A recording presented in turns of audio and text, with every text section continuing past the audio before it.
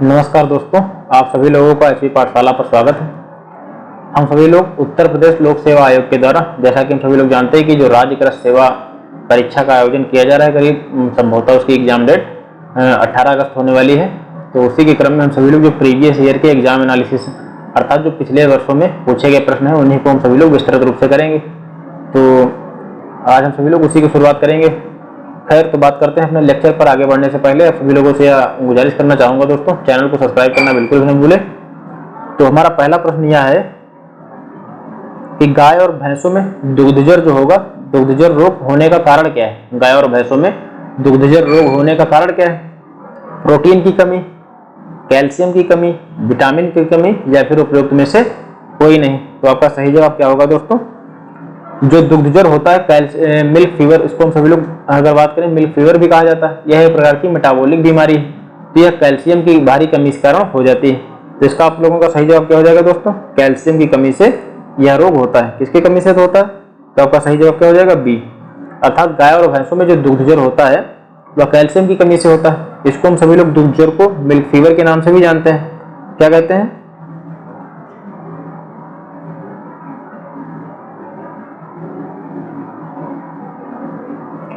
तो इसको सभी लोग मिल्क फीवर भी कहते हैं। क्या होता है, जैसे जब गाय भैंस जो बच्चा देने के करीब कुछ समय पहले या बच्चा देने के कुछ दिनों बाद, यह हमें आमतौर पर देखने को मिलता है। जब गाय भैंसें जो होती हैं हमारी, वो बच्चा दे देंगी तो उसके कुछ समय बाद या फिर उसके कुछ समय पहले देखने को हमें क्या मिलता है कि पशुओं के शरीर में कैल्शियम की भारी मात्रा में कमी हो जाती है। तो उसी के लिहाज से उनकी मांसपेशियां जो कमजोर हो जाती हैं और जो उनके जो ब्लड का सर्कुलेशन है, एक प्रकार से कह सकते हैं जो संचरण होता है वह धीमा हो जाता है। तो इसी स्थिति में हमें ऐसी परिस्थिति देखने को मिलती है। तो गाय और भैंसों में दुग्धजर रोग होने का कारण क्या है? तो आपका ऑप्शन क्या सही हो जाएगा? कैल्शियम की कमी। अगला प्रश्न क्या है? भारत का पहला नाभिकीय ऊर्जा संयंत्र कहाँ स्थापित किया गया है? तो जो पहला नाभिकीय ऊर्जा संयंत्र है, आपके ऑप्शन है ए कल्पक्कम, या यहाँ प्रश्न क्या है आपका? नाभिकीय ऊर्जा संयंत्र के बारे में बात की जा रही है। तो पहला ऑप्शन आपका क्या है? कल्पक्कम। अगला ऑप्शन क्या है आपका? रावत भाटा। अगला ऑप्शन क्या है? नरौरा। और फिर उसके अलावा तारापुर। तो अगर बात की जाए भारत का पहला नाभिकीय ऊर्जा संयंत्र तारापुर ठाणे महाराष्ट्र में स्थापित किया गया था। तो आपका सही ऑप्शन क्या हो जाएगा? तारापुर। तो यह तारापुर कहाँ स्थित है दोस्तों? तारापुर ठाणे महाराष्ट्र में स्थित है।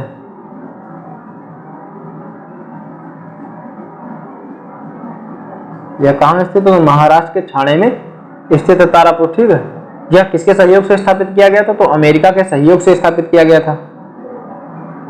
यह किसके सहयोग से स्थापित किया गया था? तो अमेरिका के सहयोग से स्थापित किया गया था। अमेरिका के सहयोग से स्थापित। ठीक है। और यह कब स्थापित किया गया? तो वर्ष 1969 में स्थापित किया गया था।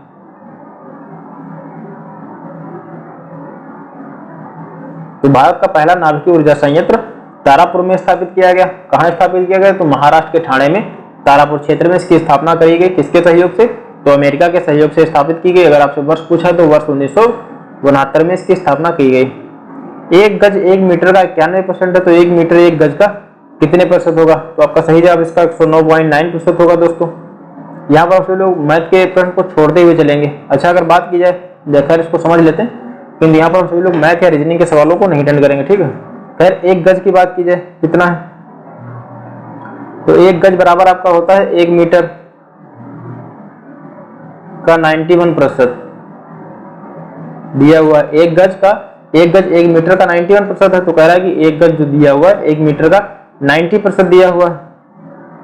तो 91 सेंटीमीटर।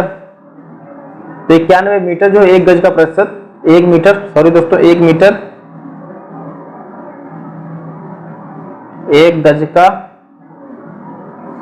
प्रतिशत कितना रहेगा? तो 1 मीटर अपान 91 सेंटीमीटर। इसको अगर 1 यूनिट में चेंज करेंगे, समान यूनिट में, तो 100 से इसको गुणा कर देंगे। तो अर्थात कितना हो जाएगा? 100 अपान 91 इंटू 100। तो बराबर कितना हो जाएगा आपका? 109.9%। ठीक है। अगला हमारा प्रश्न क्या है कि राष्ट्रीय पर्यावरण इंजीनियरिंग अनुसंधान संस्थान का मुख्यालय कहाँ स्थित है? तो आपके ऑप्शन है दोस्तों भोपाल। आपके ऑप्शन क्या दिए गए? भोपाल, जयपुर, नागपुर, मसूर। तो इसका सही जवाब क्या हो जाएगा?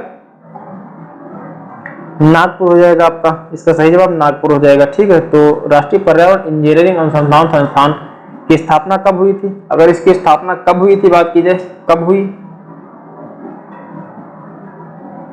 तो वर्ष 1958 में हुई।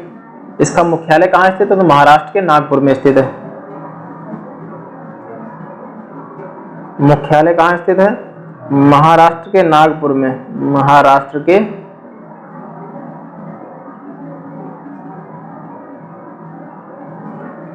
नागपुर में स्थित है।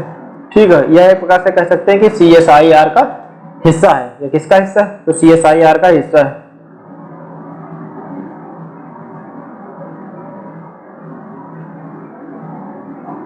CSIR का भाग है। ठीक है, CSRI है क्या? यह वैज्ञानिक और औद्योगिक अनुसंधान परिषद है, जिसका एक प्रकार से हम कह सकते हैं कि यह इसका एक हिस्सा है। तो राष्ट्रीय पर्यावरण इंजीनियरिंग अनुसंधान संस्थान का मुख्यालय कहाँ स्थित?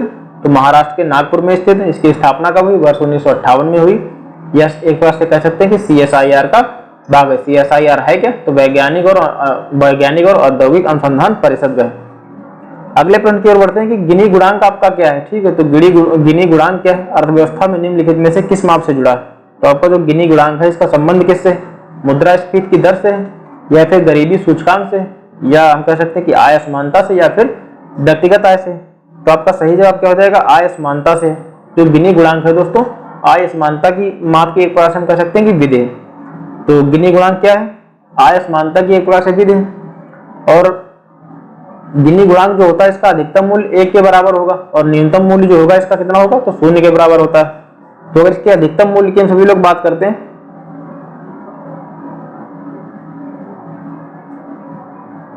अधिकतम मूल्य इसका क्या होगा दोस्तों? तो अधिकतम मूल्य इसका 1 के बराबर होगा।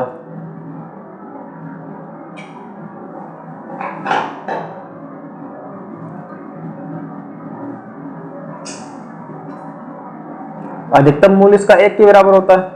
वहीं अगर बात करें न्यूनतम मूल्य, तो न्यूनतम मूल्य इसका 0 के बराबर होता है। न्यूनतम मूल्य किसके बराबर होता है? तो 0 के बराबर होता है। ठीक है, गिनी गुणांक में जो 0 का मतलब कहने का तात्पर्य है कि गिनी गुणांक में जो 0 का तात्पर्य हो दोस्तों, पूरी तरह से समानता है। ठीक है, यह 0 का तात्पर्य क्या होगा? पूरी तरह से समानता, पूरी तरह से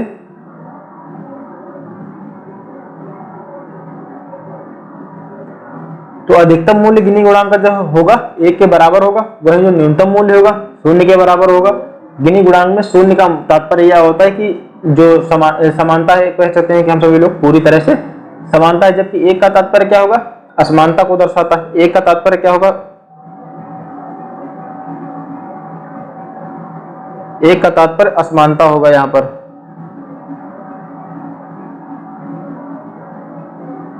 तो गिनी गुणांक का अर्थव्यवस्था में निम्नलिखित में से किस माप से जुड़ा हुआ? तो आय की असमानता से जुड़ा हुआ। गिनी गुणांक की अगर हम अधिकतम मूल्य की बात करते हैं तो यह 1 के बराबर होगा। वहीं न्यूनतम मूल्य इसका कितना होगा? 0 के बराबर होगा। जो 0 है दोस्तों वह पूरी तरह से कह सकते हैं कि हम सभी लोग एक प्रकार से समानता को दर्शाता है, और जो 1 होता है यह क्या करता है? असमानता को दर्शाने का कार्य करता है। अब हम आगे बढ़ते हैं अगले प्रश्न पर। उत्तर प्रदेश के निम्नलिखित में से किस जिले की सीमा उत्तराखंड, हरियाणा और हिमाचल प्रदेश के साथ मिलती है? मेरठ, सोनभद्र, सहारनपुर, मुजफ्फरनगर। तो आपका सही जवाब इसका क्या हो जाएगा? सहारनपुर दोस्तों। तो कहने का तात्पर्य है कि उत्तर प्रदेश की जो सीमा है सहारनपुर, उत्तर प्रदेश में जो सहारनपुर जिला है उत्तराखंड, हरियाणा और हिमाचल प्रदेश के साथ अपनी सीमा को क्या करता है? साझा करता है। और सहारनपुर दोस्तों उत्तरी जिला है।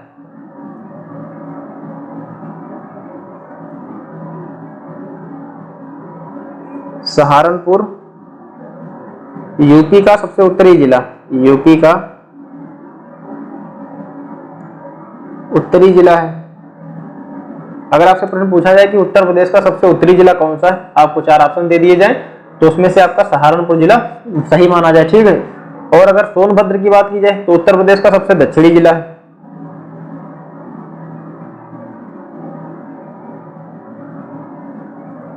सोनभद्र यूपी का दक्षिणी जिला है।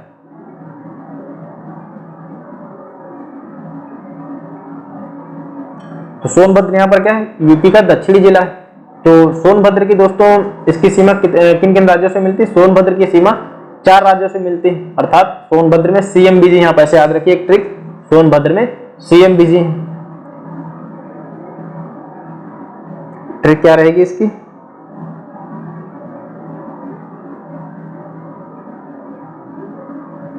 सोनभद्र में CMBG है। तो सोनभद्र उत्तर प्रदेश का दक्षिणी जिला है और यह किन किन राज्यों से मिलता है? तो C का तात्पर्य हो जाएगा आपका छत्तीसगढ़, M का तात्पर्य हो जाएगा आपका मध्य प्रदेश और B का तात्पर्य बिहार, जहां से आपका झारखंड हो जाएगा। तो CMBG आपका ये हो गई आपकी ट्रिक। अब C से क्या दर्शाया जाएगा यहाँ पे? C का तात्पर्य हो जाएगा छत्तीसगढ़, M का तात्पर्य हो जाएगा आपका मध्य प्रदेश, B से आपका क्या तात्पर्य हो जाएगा? बिहार। वहीं जा और झा थोड़ा मिलता जुलता है, तो आप लोग ऐसे याद रखिए झारखंड। तो सोनभद्र में CMBG अर्थात छत्तीसगढ़, मध्य प्रदेश, बिहार और झारखंड से सोनभद्र की सीमा मिलती है। और एक ऐसा जिला है जिसकी सीमा किसी भी राज्य से नहीं लगती, ठीक है। तो मेरठ कौन सा एक ऐसा जिला है जिसकी सीमा किसी राज्य से नहीं लगती? मेरठ, ठीक है। तो अगर और पूर्वी जिले की अगर बात की जाए, पूर्वी जिला इसका कौन सा रहेगा उत्तर प्रदेश का? तो बलिया जिला रहेगा दोस्तों।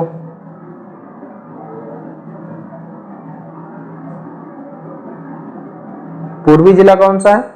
पूर्वी जिला बलिया। तो एक बार फिर से समझते हैं कि उत्तर प्रदेश का निम्नलिखित में से किस जिले की सीमा उत्तराखंड, हरियाणा तथा हिमाचल प्रदेश के साथ साझा करता है? तो आपका सहारनपुर हो गया। और सहारनपुर उत्तर प्रदेश का सबसे उत्तरी जिला का भी उदाहरण है। सोनभद्र जो है दक्षिणी जिला का उदाहरण है, जो कि 4 राज्यों के साथ सीमा साझा करता है। तो आपकी ट्रिक क्या रहेगी? तो सोनभद्र में CMBG है, C से आपका छत्तीसगढ़ हो जाएगा, ज से झारखंड, M से मध्य प्रदेश और B से बिहार हो जाएगा। मेरठ की जो सीमा है किसी राज्य के साथ साझा नहीं करती, जबकि उत्तर प्रदेश का सबसे पूर्वी जिला बलिया है दोस्तों। खैर आगे बढ़ते हैं। विश्व स्वास्थ्य संगठन द्वारा कोरोना वायरस के यूनाइटेड किंगडम संस्करण को क्या नाम दिया गया था? हालांकि ये करंट अफेयर है उस समय का, तो उस समय के करंट अफेयर से अपना कोई लेना देना नहीं, क्योंकि करंट अफेयर वर्तमान समय का पूछा जाता है। ये पिछले साल का पेपर है दोस्तों। तो खैर इसको समझ लेते हैं, इसका सही जवाब क्या था? तो इसका सही जवाब अल्फा था। आगे बढ़ते हैं। निम्नलिखित में से कौन सा मृदा क्षरणता कारक नहीं है? आपसे पूछा जा रहा है कि निम्नलिखित में से कौन सा एक मृदा क्षरणता कारक नहीं है। तो आपके ऑप्शन है दोस्तों वायु, जल, मरुस्थलीकरण या फिर वनोन्मूलन। तो ये तो काफी आपके लिए आसान होना चाहिए कि कौन सा एक कारक है जो ऐसा मृदा क्षरण में अपनी भूमिका नहीं अदा करता है, ठीक है। तो इसका सही जवाब क्या हो जाएगा? मरुस्थलीकरण हो जाएगा। और 17 जून को दोस्तों विश्व मरुस्थलीकरण और सूखा रोकथाम दिवस मनाया जाता है, तो इसको भी नोट कर लेते हैं। क्या नोट करेंगे कि विश्व मरुस्थलीकरण और सूखा रोकथाम दिवस, विश्व मरुस्थलीकरण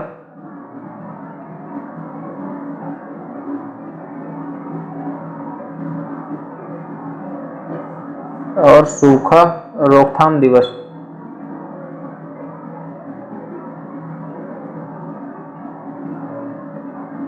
तो विश्व मरुस्थलीकरण और सूखा रोकथाम दिवस कब मनाया जाता है? तो 17 जून को मनाया जाता है।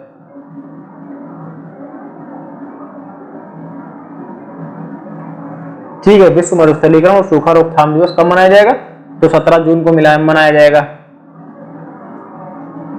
आगे बढ़ते हैं अपने प्रश्न की ओर अगले।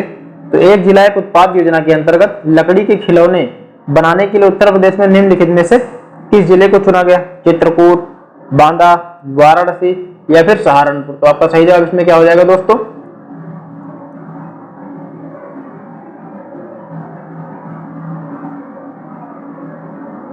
चित्रकूट। एक जिला एक उत्पाद योजना के अंतर्गत लकड़ी के खिलौने बनाने के लिए उत्तर प्रदेश में निम्नलिखित में से किस जिलों में से किसको चुना गया था? तो चित्रकूट को चुना गया था। हालांकि लकड़ी के खिलौने के लिए अन्य जिले भी अहम है दोस्तों। फिलहाल खैर जो सही माना गया है उसी के हिसाब से यहाँ पर बात करेंगे।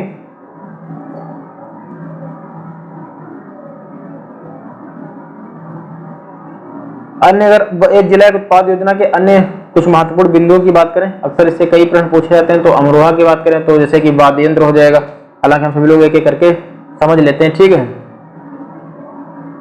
कुछ अन्य जो पूछे जाने वाले एग्जाम में, लकड़ी पर नक्काशी के लिए कौन सा क्षेत्र फेमस है?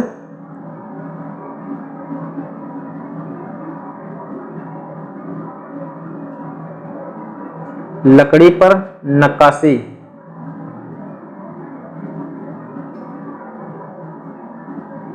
तो लकड़ी पर नक्काशी की अगर बात की जाए तो सहारनपुर हो जाएगा इसके लिए, सहारनपुर। ठीक है। वाराणसी बनारसी रेशम साड़ी के लिए, जबकि बांदा दोस्तों, बांदा इंपॉर्टेंट है यहाँ पर, तो बांदा की अगर बात की जाए तो सदर पत्थर के लिए है।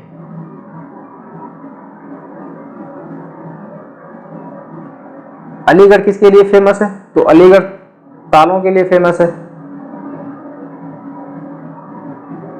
यहां पर ताले एवं हार्डवेयर के लिए काफी फेमस है।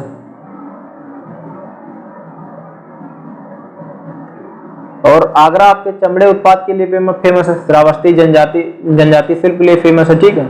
मुरादाबाद किसके लिए फेमस? तो मुरादाबाद धातु शिल्प के लिए फेमस है। मुरादाबाद किसके लिए फेमस है? तो धातु शिल्प के लिए। यहाँ पर प्रसिद्धि का तात्पर्य है कि एक जिला एक उत्पाद योजना के तहत तो किसे वरीयता कह सकते हैं, किस उत्पाद को वरीयता दी गई। और अंबेडकर नगर और मऊ में आपके लिए कहा जाए तो वस्त्र उत्पाद के लिए यह फेमस रहेगा। अमेठी, प्रयागराज, सुल्तानपुर ये सभी मूंज उत्पाद के लिए दोस्तों माने जाते हैं। मूंज उत्पाद के लिए कौन कौन से? मूंज उत्पाद के लिए आपके अमेठी, सुल्तानपुर, प्रयागराज,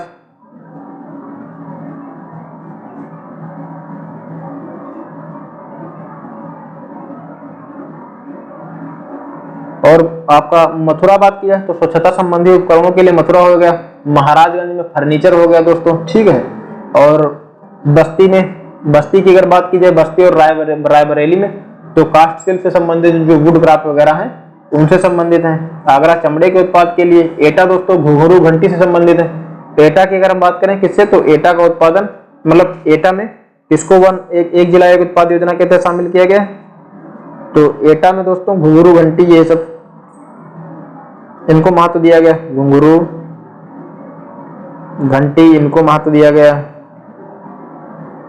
एटा में घुंघरू घंटी हो गया आपके। औरैया में दुग्ध प्रसंस्करण अर्थात देसी घी के लिए इसकी एक अपनी अहम महत्ता है दोस्तों, जो कि बहुत ही इंपॉर्टेंट है, कई बार पूछा भी गया है। और गोंडा की बात की जाए तो गोंडा में खाद्य प्रसंस्करण के तौर पर दाल हो गई आपकी। गाजीपुर में दोस्तों जूट वॉल हैंगिंग हो गई। कौशाम्बी से आपका क्या हो गया? कौशाम्बी में आपको केला हो गया। एक प्रकार से केला का अपना एक अहम योगदान है वहां पर। और जो चंदौली की अगर हम बात करें तो जरी जरदोजी हो गया। पीलीभीत जो आपका जिला है दोस्तों, बांसुरी के लिए वन उत्पाद एक जिला एक उत्पाद योजना के अंतर्गत पीलीभीत में बांसुरी को महत्ता प्रदान की गई। बदायूं और बरेली में जरी जरदोजी को महत्ता प्रदान की गई। बलिया की बात करें तो बलिया में बिंदु तुगली से संबंधित है। किससे संबंधित बलिया आपका? और कन्नौज में इत्र से संबंधित है। कुशीनगर जो होता है दोस्तों, कुशीनगर जो जिला है केले के जो रेशे से बने उत्पाद हैं उनको महत्ता प्रदान की गई। मेरठ जिला जो आपका वहां पर खेल से संबंधित सामानों को महत्ता प्रदान की गई। मिर्जापुर, सोनभद्र, भदोही कौन? मिर्जापुर, सोनभद्र, भदोही यहाँ के लिए कालीन उत्पादन महत्वपूर्ण है। और महोबा में पत्थर शिल्प के लिए महत्वपूर्ण है। तो ये कुछ महत्वपूर्ण बिंदु थे, मैंने एक एक करके आप सभी लोगों को समझा भी दिया। और गोरखपुर किसके लिए महत्वपूर्ण है? तो गोरखपुर में दोस्तों टेराकोटा के लिए, एक कह सकते हैं कि गोरखपुर टेराकोटा के लिए कई बार पूछा हुआ है, आप सभी लोग इसको याद रखिए। झांसी की बात की जाए तो झांसी दोस्तों सॉफ्ट टॉयज को उसको अंतर्गत एक जिला एक उत्पाद योजना के अंतर्गत शामिल किया गया। फिरोजाबाद में कांच उत्पाद से संबंधित है। किससे संबंधित है? तो कांच उत्पाद से। और अयोध्या दोस्तों गुड़ उत्पादन से संबंधित है। खैर आगे बात करते हैं, ये तो हो गए कुछ महत्वपूर्ण बिंदु। और बलरामपुर आपका दाल उत्पादन से संबंधित रहेगा, खाद्य प्रसंस्करण। चीन के पहले मार्स मंगल रोवर का नाम क्या था? आपका अगला प्रश्न क्या है दोस्तों? तो चीन के पहले मार्स मंगल रोवर का नाम क्या है? ऑप्शन है आपके गाओफेन, याओगान, जियुयान या फिर जहारोंग। तो इसका सही जवाब क्या हो जाएगा दोस्तों? जिरोंग। जो चीन के पहले मार्स मंगल रोवर का जो क्या नाम रहेगा आपका? तो चीन के जो पहले मंगल रोवर का नाम क्या था? तो जीरोंग था दोस्तों।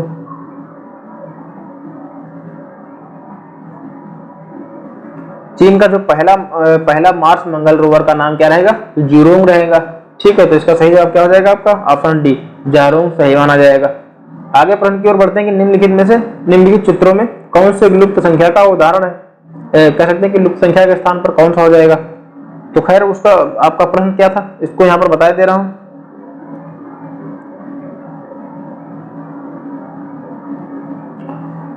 जैसे कि बात की जाए, यहाँ पर आपका 4 था,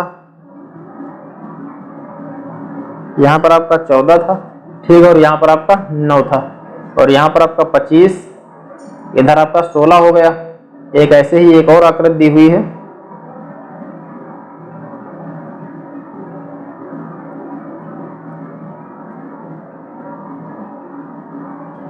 तो इधर आपका 9 हो गया, इधर आपका 7 हो गया, इधर आपका 36 हो गया। 9, 7 और 36 हो गया, इधर आपका 1 हो गया और इधर आपका 49 हो गया। तो कह रहा है कि इसमें से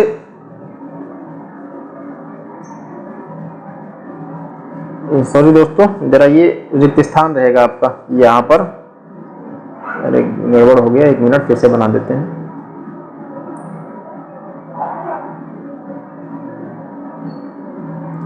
ये 36 हो गया आपका, ये हो गया आपका 9, ये हो गया 49 और ये हो गया 1। यहाँ पर आपका इसमें प्रश्न था कि मतलब यहाँ लुप्त जो संख्या है वहाँ कौन सी रहेगी। ठीक है, तो यहाँ पर लुप्त संख्या की बात की जाए आपकी कौन सी रहेगी, तो आपके ऑप्शन थे दोस्तों 17, 15, 18 और 25। तो इसका सही जवाब क्या हो जाएगा? इस लुप्त स्थान पर 17 संख्या इसके अंतर्गत भरी जाएगी। ठीक है,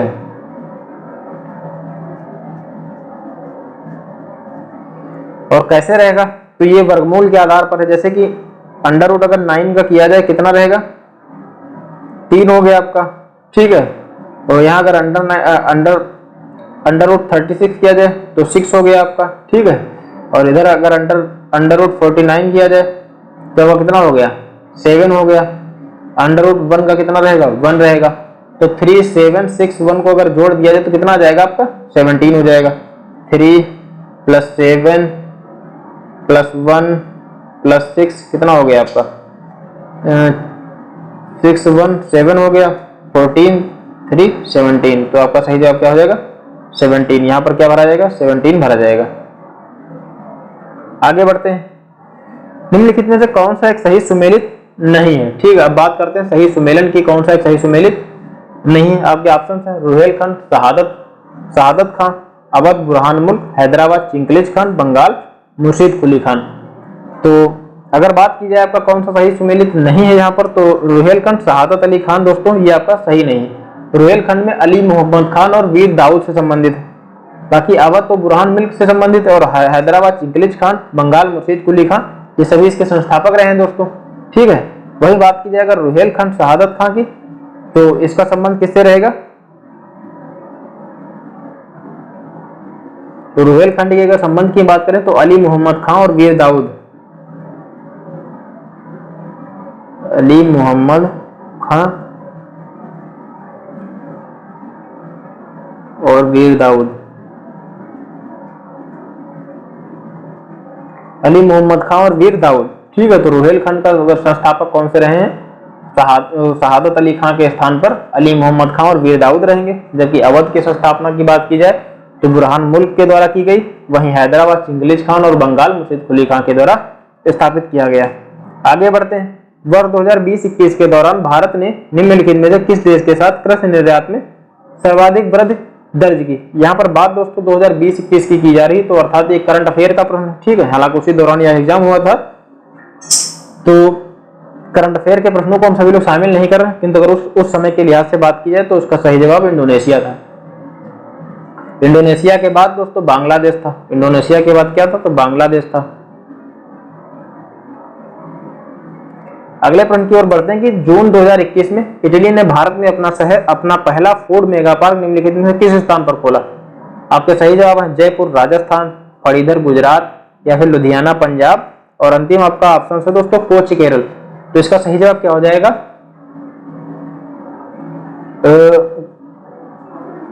ये भी करंट अफेयर का एक क्वेश्चन है कि ये भी क्वेश्चन अफेयर करंट अफेयर का है दोस्तों। इटली में भारत ने अपना पहला फूड मेगा पार्क कहां खोला था? तो आपके सही जवाब क्या हो जाएंगे? गुजरात, ये आपका सही जवाब रहेगा।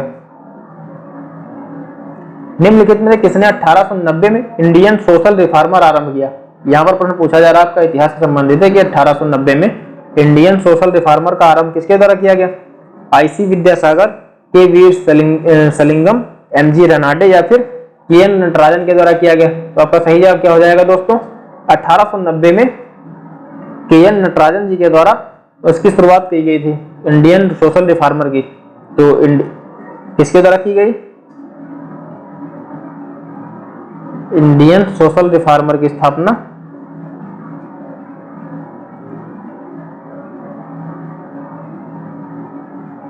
इंडियन सोशल रिफॉर्मर किसके द्वारा आरंभ किया गया? 1890 में। एन से आप सभी लोग 90 याद रखिए, कब की बात की जा रही है? तो 1890 की। 1890 में इंडियन सोशल रिफॉर्मर की स्थापना केएन नटराजन जी के द्वारा करी गई। अगले प्रश्न की ओर बढ़ते हैं कि दो अंकों का योग 3 है और उनके वर्ग का योग 12 है, तो उनका गुणनफल बराबर रहेगा। आपका ऑप्शन है 3/2, 2/3, -3/2 या फिर -2/3। तो इसका सही जवाब क्या हो जाएगा दोस्तों? -3/2 रहेगा। आगे बढ़ते हैं, उत्तर प्रदेश के किस जनपद में मॉडर्न कोच फैक्ट्री स्थापित है? मेरठ या फिर रायबरेली, रामपुर या फिर अमेठी? तो उत्तर प्रदेश के रायबरेली मॉडर्न कोच फैक्ट्री की स्थापना करी गई थी। ठीक है, एक बार से कह सकते हैं कि यह रेलवे का तीसरा रेल कोच कारखाना है। तो खैर इस प्रश्न के हिसाब से बात की जाए, इसका सही जवाब क्या हो जाएगा? तो रायबरेली आपका सही जवाब हो जाएगा।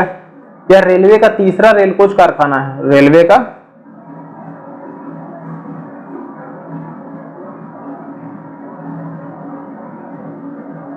रेलवे का तीसरा रेल कोच कारखाना।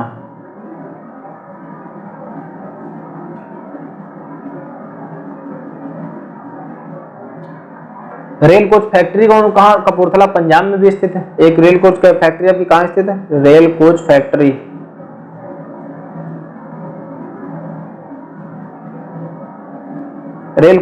कहाँ स्थित है? आरसीएफ कपूरथला पंजाब।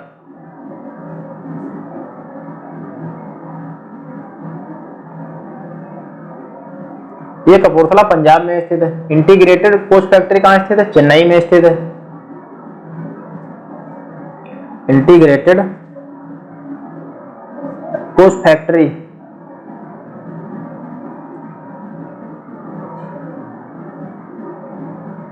कहाँ स्थित है? तो चेन्नई में स्थित है। तो उत्तर प्रदेश के किस जनपद में मॉडर्न कोच फैक्ट्री स्थापित की गई? उत्तर प्रदेश के रायबरेली में मॉडर्न कोच फैक्ट्री की स्थापना की गई। यह रेलवे का तीसरा रेल कोच कारखाना है। रेल कोच फैक्ट्री की स्थापना कपूरथला पंजाब में भी की गई और इंटीग्रेटेड कोच फैक्ट्री कहाँ स्थित है? तो चेन्नई में स्थित है। आगे बढ़ते हैं अपने प्रश्न की ओर। निम्नलिखित में से कौन सा एक सही सुमेलित नहीं है? कह रहा है कि उत्तर प्रदेश के जनपद दिए हुए हैं आपको और उसका मुख्यालय दिया हुआ है, तो इसमें से आपको पहचानना है कि कौन सा एक सुमेलित नहीं है। तो अंबेडकर नगर, अकबरपुर। कह रहा है कि अंबेडकर नगर जो जिला है उसका मुख्यालय क्या अकबरपुर है? आपका अगला ऑप्शन है कि कानपुर देहात नामक जो क्षेत्र है दोस्तों उसका मुख्यालय बिधुना है, या फिर संत कबीर नगर की बात की जाए खलीलाबाद, अमेठी की गौरीगंज। तो आपका सही जवाब क्या हो जाएगा? यहाँ पर आपका सही जवाब कानपुर देहात हो जाएगा। इसका बिधुना के स्थान पर क्या होगा? कानपुर देहात के स्थान पर अकबरपुर माती, बिधुना के स्थान पर इसका मुख्यालय अकबरपुर माती।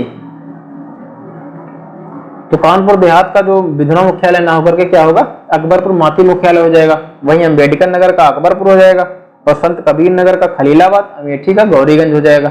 अगले प्रश्न की ओर बढ़ते हैं कि फ्रेंच ओपन टेनिस टूर्नामेंट 2021 में, ये दोस्तों करंट अफेयर का ही प्रश्न है। खैर अगर उस हिसाब से बात की जाए कि फ्रेंच ओपन टेनिस टूर्नामेंट पुरुष एकल का फाइनल खेलने वाले दोनों खिलाड़ी क्रमशः किन देशों से हैं? तो सर्बिया और ग्रीस से थे। आगे बढ़ते हैं, निम्नलिखित में से कौन सा कीट नहीं है? आपसे पूछा जा रहा है कि आपके जो ऑप्शन दिए गए हैं उनमें से कौन सा एक कीट का उदाहरण नहीं है? मकड़ी, तितली, तिलचट्टा या फिर मच्छर? तो इसका सही जवाब क्या हो जाएगा दोस्तों? इसका सही जवाब मकड़ी हो जाएगा, क्योंकि मकड़ी एक प्रकार का कीट नहीं है। क्यों? तो मकड़ी में 8 टांगे पाई जाती हैं, बाकी तिलचट्टा, ये जो तितली, तिलचट्टा, मच्छर ये कीट के उदाहरण है। और मकड़ी बात की जाए ये इसकी 8 टांगे पाई जाती हैं।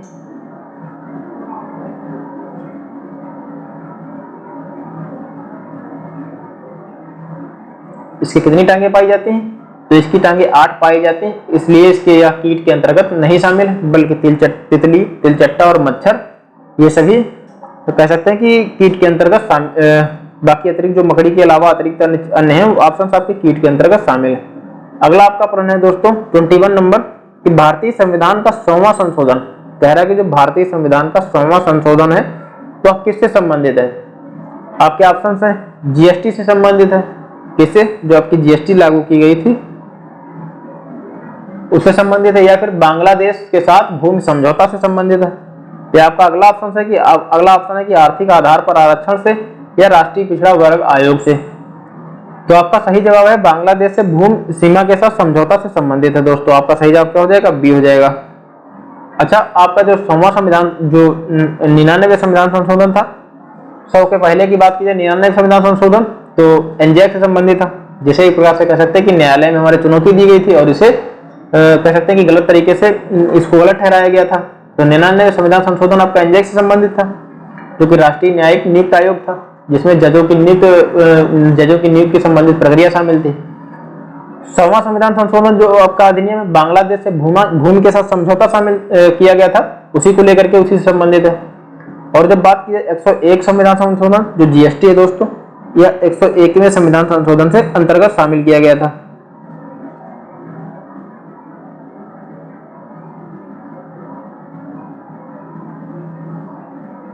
अच्छा, जीएसटी के बारे में विस्तृत रूप से एक लेक्चर करीब होगा, जो कृषि अर्थशास्त्र एवं योजनाओं के अंतर्गत हम सभी लोग विस्तृत रूप से उसके बारे में पढ़ेंगे। तो खैर, जीएसटी की बात की जाए तो 101वें संविधान संशोधन के तहत शामिल की गई थी।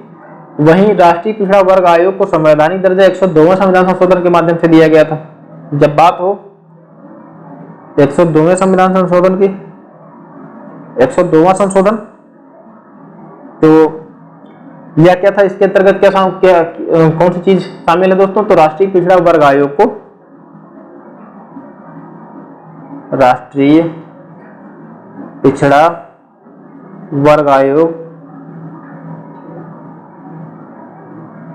राष्ट्रीय पिछड़ा वर्ग आयोग को संवैधानिक दर्जा दिया गया। राष्ट्रीय पिछड़ा वर्ग आयोग को 102वें संविधान संशोधन के अंतर्गत क्या किया गया? संवैधानिक कह सकते हैं कि हम सभी लोग संवैधानिक दर्जा दिया गया। और 103वां संविधान संशोधन ईडब्ल्यूएस से संबंधित था, जो ईडब्ल्यूएस वर्ग के लोगों को 10% का आरक्षण दिया गया, उनसे संबंधित है।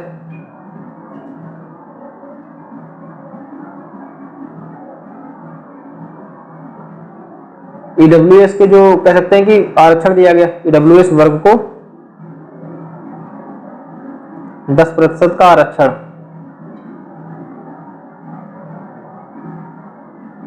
आगे बात करते हैं 104 संविधान संशोधन। तो इसमें क्या था? 104वें संविधान संशोधन अधिनियम में जो अनुसूचित जाति एवं अनुसूचित जनजाति को लोकसभा और विधानसभा में आरक्षण जो प्रदान किया गया, उनको 10 वर्षों तक के बढ़ाया गया। और जो आंग्ल भारतीय समुदाय के लोग कह सकते हैं कि जो आंग्ल भारतीय समुदाय के मनोनयन की प्रक्रिया एक शामिल थी, उसको समाप्त कर दिया गया, लोकसभा और विधानसभाओं में समाप्त कर दिया गया। जो पहले उनके लिए सीटें आरक्षित की जाती थी, अब उस प्रक्रिया को समाप्त कर दिया गया। तो 104वें संविधान संशोधन किसके अंतर्गत किस लिए शामिल है?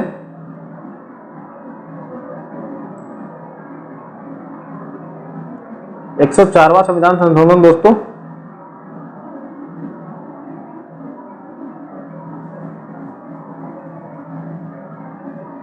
SC ST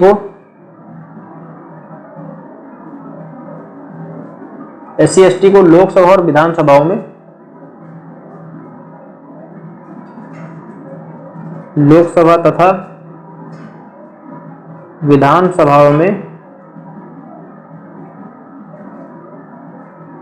तथा विधानसभाओं में आरक्षण, SC ST को लोकसभा तथा विधानसभाओं में दिए जाने वाले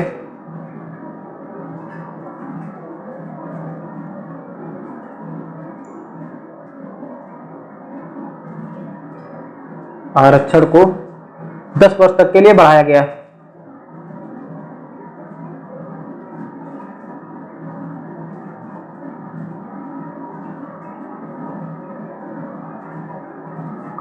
वहीं क्या किया गया? जो आंग्ल भारतीय समुदाय के लोग थे, उनको लोकसभा और विधानसभा में मनोनयन उनका समाप्त कर दिया गया। 104वें संविधान संशोधन के अंतर्गत ही दोस्तों आंग्ल भारतीय समुदाय के लोगों का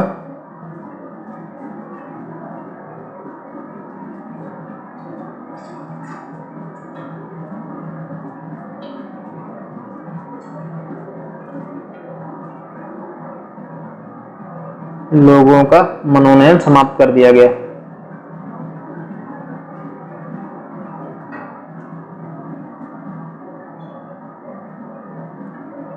तो एक बार फिर से समझ लेते हैं कि कई बार यह पूछे जाते हैं दोस्तों, जीके जीएस के अंतर्गत भी पूछे जाते हैं। खैर यहाँ पर जो 40 नंबर का आपका करीब जीएस का एग्जाम होगा उसी के अंतर्गत यह पूछा गया है।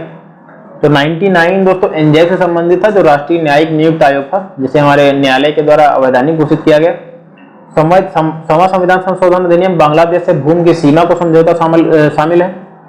और 101 संविधान संशोधन के अंतर्गत जीएसटी को शामिल किया गया, जो एक प्रकार का कह सकते हैं कि टैक्स है।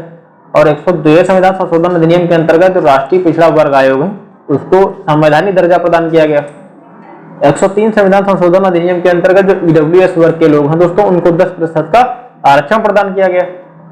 वहीं 104वें संविधान संशोधन के अंतर्गत SC/ST को लोकसभा में क्या प्रदान किया, जो लोकसभा और विधानसभा में उनको आरक्षण दिया जाता था उसको 10 वर्ष के लिए बढ़ाया गया।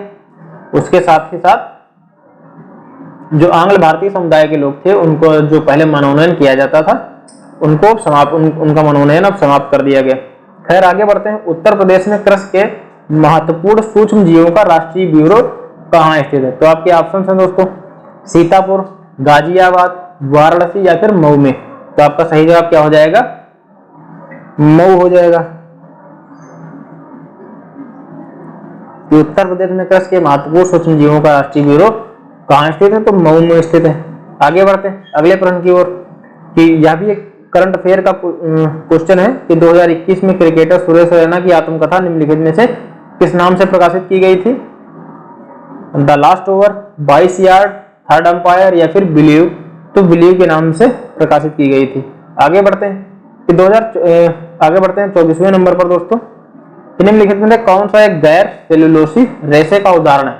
गैर सेलुलोसी रेशे उदाहरण बात की जाए तो आपका नायलॉन ऑप्शन सही हो जाएगा। जूट, रेयान, लिनन या फिर नायलॉन। तो आपका सही जवाब यहाँ पर क्या होगा? नायलॉन हो जाएगा। अब इसको हम सभी लोग समझते हैं जरा। ठीक है, आपका सही हो जाएगा। अब कुछ अतिरिक्त बिंदुओं को समझते हैं। रेशे जो होते हैं दोस्तों, एक हो गया आपके सेलुलोसी रेशे और एक हो गया आपके गैर सेलुलोसी रेशे। तो इसका विभाजन करते हैं। रेशे एक इधर चार्ट ले लेते हैं, इसको चार्ट वाइज समझते हैं। एक हो गया आपका कौन सा? सेलुलोसी रेशे।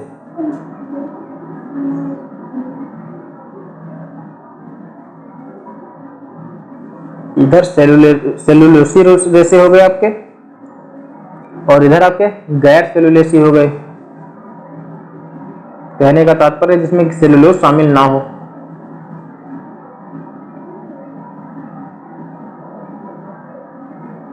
इधर आपका गैर सेलुलोसी हो गया। ठीक है, अब इसके अंतर्गत सेलुलोसी रेशे के अंतर्गत आपका हेम्प हो गया, रेमी, सिसल, जूट, रेयान, कपास ये सभी शामिल है। तो इसके अंतर्गत कौन कौन शामिल है इनको नोट करते हैं। आपका हो गया कपास,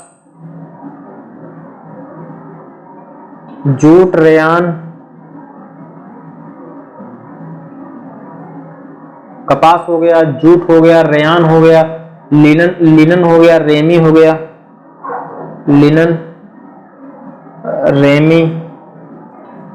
अगर आगे बात की जाए गैर सेलुलोसी रेशे जिनमें सेलुलोज शामिल नहीं है तो उसके अंतर्गत आपके नायलॉन हो गया आपका,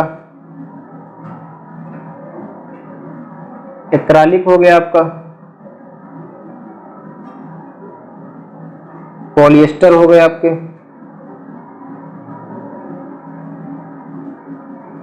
ये सभी गैर सेलुलोसी उदाहरण हो गए। खैर कौन सा अगर रेशों को हम दो भागों में बांटे, एक हो गया आपका सेलुलोसी रेशा, एक हो गया आपका गैर सेलुलोसी रेशा। तो सेलुलोज से युक्त रेशों की बात की जाए कपास, ramie, hemp, linen, ramie, jute, rayon ये सभी आपके सेलुलोज से युक्त रेशे हो गए। वहीं जिनमें सेलुलोज का अभाव पाया जाता है। तो नायलॉन हो गया आपका, एक्रालिक, पॉलिएस्टर, ये सभी उसके उदाहरण हैं। आगे बढ़ते हैं कि लोकसभा में आंग्ल भारतीय समुदाय के सदस्यों के लिए आरक्षित सीटों की संख्या है। अभी हम सभी लोगों ने पूर्व के प्रश्न में बात की कि निम्नलिखित में से किस संविधान संशोधन के अंतर्गत आंग्ल भारतीय समुदाय के सदस्यों के लिए जो सीटों की आरक्षित संख्या है उनको समाप्त कर दिया गया। तो यहाँ पर उसके विपरीत प्रश्न क्या है कि कितनी सीटों की बात की जा रही जो उनके लिए आरक्षित रखी गई थी। तो 2 सीटें आरक्षित रखी गई थी, बाकी आपके 0, 1 और 3 ये सीटें खत्म हो जाएंगे। कहने का तात्पर्य है दोस्तों, ये गलत हो गया आपके ऑप्शंस, बल्कि 2 सीटें आरक्षित रखी गई थी। वहीं पूर्व के हमने प्रश्न में भी बात की किस संविधान के संशोधन के तहत, तो 104वें संविधान संशोधन के अंतर्गत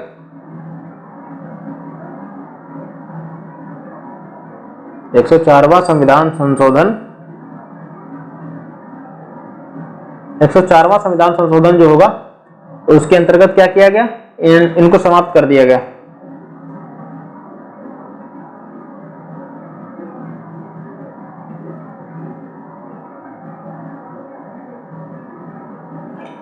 और किस आर्टिकल की बात की जाए तो आर्टिकल या किस में शामिल थे, तो आर्टिकल दोस्तों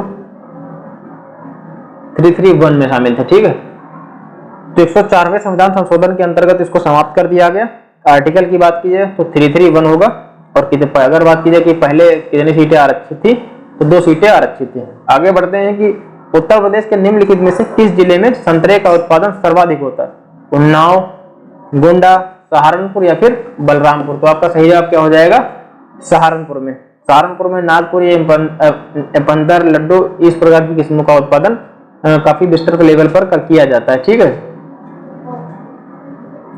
आगे प्रश्न की ओर बढ़ते हैं कि रॉकेट निम्नलिखित में से किस सिद्धांत पर काम करता है, ऊर्जा संरक्षण, संवेग संरक्षण या फिर एवोगैड्रो परिकल्पना या फिर आप कह सकते हैं कि बर्नौली प्रमेय।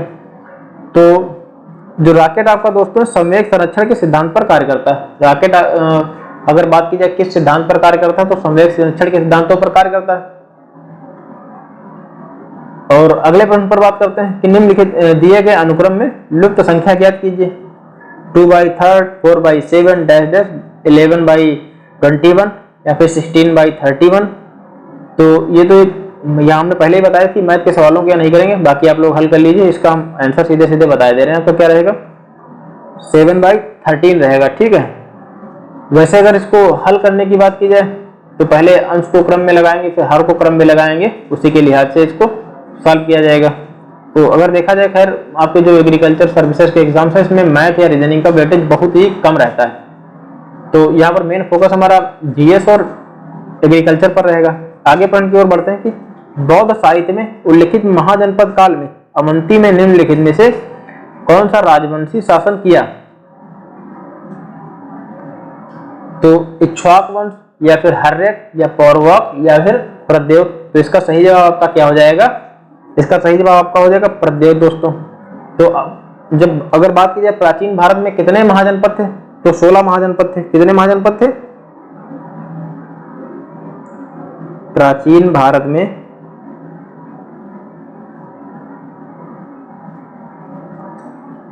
16 महाजनपद थे। ठीक है, वहीं जो अवंती थी उसको 2 भागों में विभाजित किया गया था, एक हो गया उत्तरी अवंती और एक हो गया आपका दक्षिणी अवंती। तो अवंती को विभाजन की बात की जाए, अवंती को उत्तरी अवंती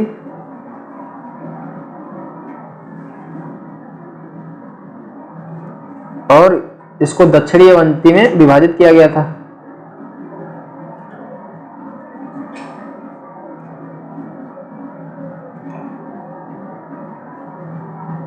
इसको हम सभी लोग उत्तरी अवंती और दक्षिणी अवंती में विभाजित कर सकते हैं। तो उत्तरी अवंती की जो राजधानी थी दोस्तों उज्जैनी थी। क्या इसकी राजधानी थी,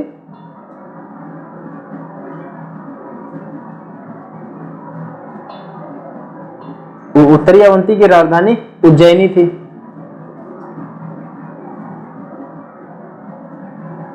जबकि दक्षिणी राजधानी की अगर अवंती की बात की जाए, जो दक्षिणी अवंती की राजधानी थी वो महिष्मती थी।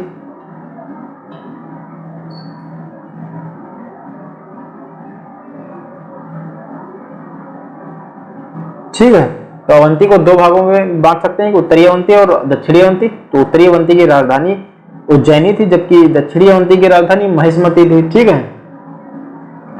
जो यहाँ के शासक थे प्रद्योत थे। कौन थे यहाँ के शासक?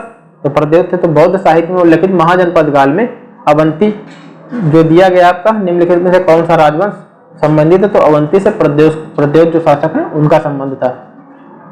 अगला हमारा प्रश्न है कि निम्नलिखित में से कौन सा नीति आयोग के सात स्तंभों में शामिल नहीं है? आपके हो गए जनता समर्थक, प्रतिभागिता, सशक्तिकरण या फिर रोजगार सृजन। तो आपका सही जवाब क्या हो जाएगा? रोजगार सृजन जो शामिल नहीं है दोस्तों। तो अब हम बात करते हैं कि निम्नलिखित में नीति आयोग के कौन कौन से स्तंभ है। तो नीति आयोग के 7 स्तंभ हैं।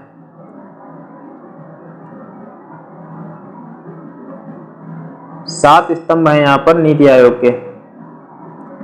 कौन कौन से 7 स्तंभ इसके? तो आपका हो गया प्रो पीपल,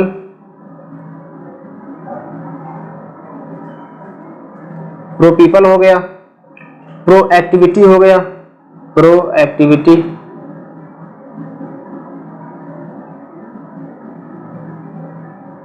पीपल हो गया, pro people, pro activity, participation,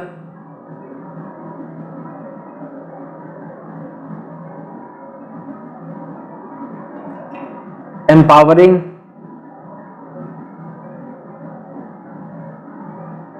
समानता, समावेशी, पारदर्शिता, समानता,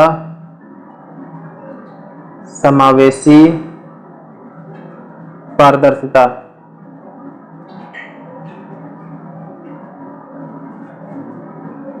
तो ये 7 हो गए आपके। तो नीति आयोग के स्तंभों में कौन सा शामिल नहीं? रोजगार सृजन शामिल नहीं। अगर 7 हम सभी लोग स्तंभों की बात करें, pro people, pro activity, participation, empowering, समानता, समावेशी और पारदर्शिता, ये सभी नीति आयोग के महत्वपूर्ण स्तंभों में शामिल हैं। ये नीति आयोग के स्तंभ है उसकी बात की जा रही है यहाँ पर नीति आयोग के स्तंभों में। तो रोजगार सृजन शामिल नहीं है। तो आपका सही जवाब क्या हो जाएगा? बाकी अन्य जनता समर्थक, प्रतिभागिता, सशक्तिकरण ये सभी इसके अंतर्गत शामिल होते हैं। तो खैर 30 क्वेश्चन ही आज हम सभी लोग करते हैं। आज का लेक्चर यहीं तक रखते हैं। मिलते हैं अगले दिन। धन्यवाद।